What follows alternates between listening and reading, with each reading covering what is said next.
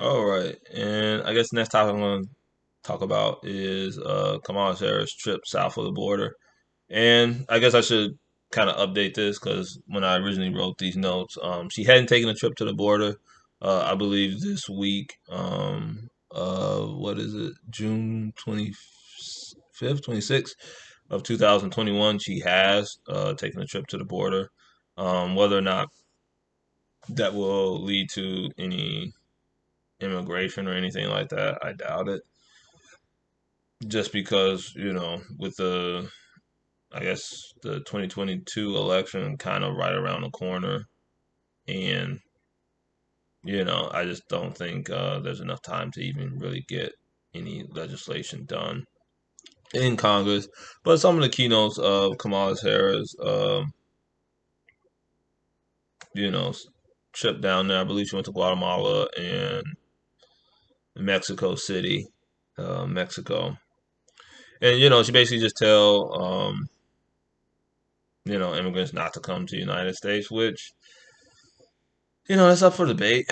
Um, I believe that you know certain groups in especially Central America, um, El Salvador, Guatemala, Honduras, Nicaragua, uh, they sort of do have a claim of like I believe they have a claim of asylum in some instances, because the United States over the decades have kind of made those countries bad places to live.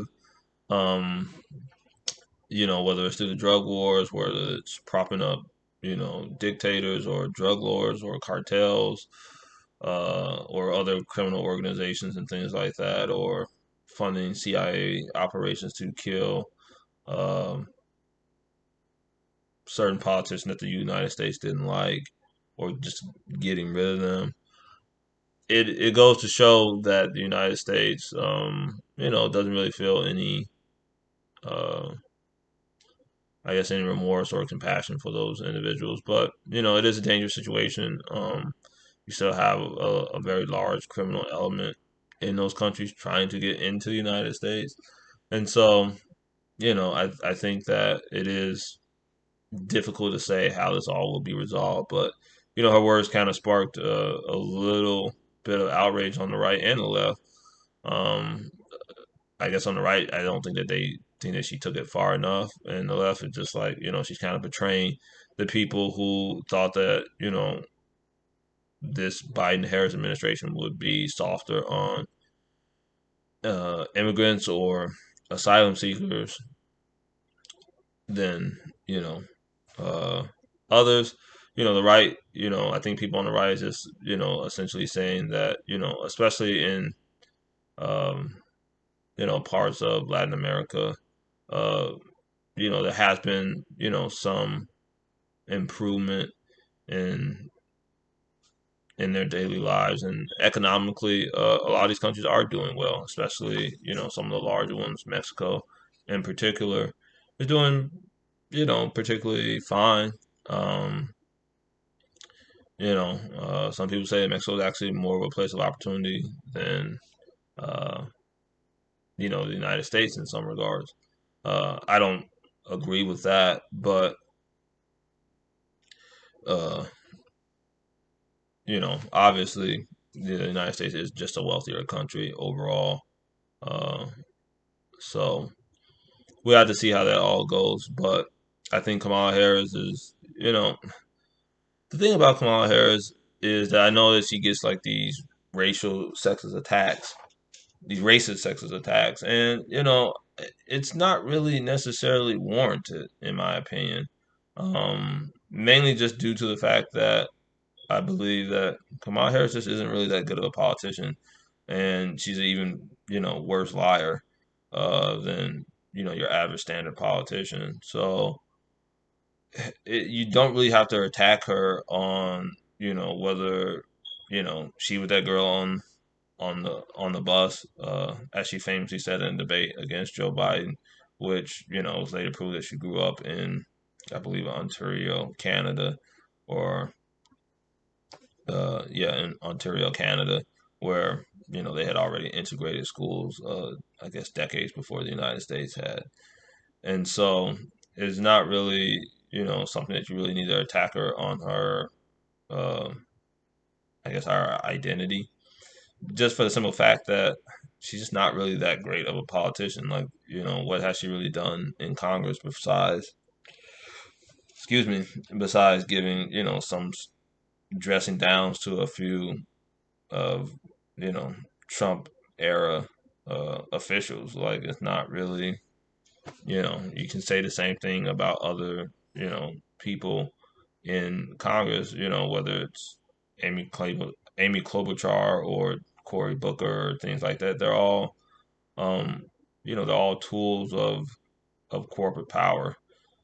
Especially, once you get to the federal level, pretty much everyone is has some, not necessarily vested interest, but they have people who are their constituents, and their constituents are, um, lobbyists essentially, who speak for corporations and insurance companies and multi international firms. And so it's not really like she's really anything uh, particularly outstanding in any particular way, but I think she just kind of showed her colors. And so I've said all along, like, most of the politicians you come across generally are phony. You know, Kamala Harris really isn't any different. So, uh, and also I think I think the Biden camp, or at least a lot of people in the administration, is kind of second guessing Kamala Harris, because even in the primary, I feel that well, I don't feel, but I know that she only got 0.5% you know of polling favorability, and so no one even ever voted for her in a primary.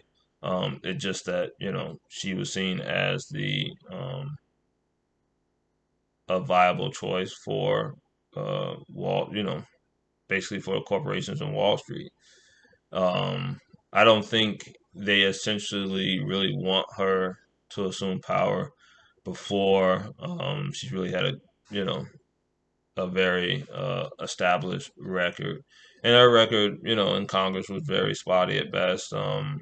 Even before Congress, it was very spotty at best for not prosecuting Stephen Nugent's bank for illegally foreclosing on people's homes in California. It was later revealed that several banks had actually contributed to her campaign, and so, go figure why she didn't prosecute them as California's attorney general. So, I don't know if Biden is really having second thoughts. I think that he's just going to keep her uh, kind of along with the program essentially, and just keep her in the flow of things. I think he's trying to give her some tasks to do, whether it's the task force on handling things at the border. Um, I don't know. Like, I think he's just trying to prepare her for the inevitability that she might run for president, which vice presidents previously have run for president. Joe Biden, being the vice president of Obama, ran for president uh, after being vice president. So who knows? Um, I don't think her chances are good. Whether she does go for the presidency again. But just going back to her trip to Guatemala, I think she doesn't quite and I think this is kind of the parcel of having individuals who aren't necessarily well versed in other cultures. I don't know what exactly um, Kamala Harris' international experience is. It wasn't much in public government, of course, because she served mostly in California and in the Senate. So I don't think that she had very much foreign experience going into uh, these meetings in Guatemala and Mexico, where she kind of blamed everything under the sun for why these countries are failing, except for one of the key reasons why most of these countries are failing, and that's because of the United States foreign policies. You don't have to go that far back.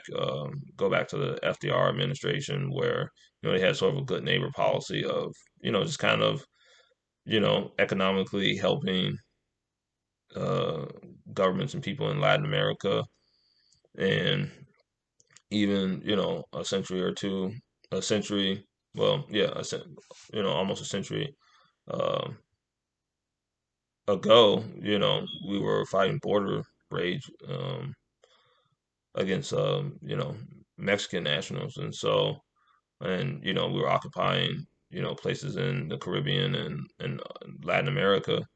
So, and we overthrew some governments in Latin America, as recently as the uh, Obama administration, and there's obviously been a long history of American intervention and meddling in these governments, whether it was in uh, South America with the Dirty Wars or the Banana uh, Republics Wars, where like I said before, we've had interest in these countries, and you can kind of see it.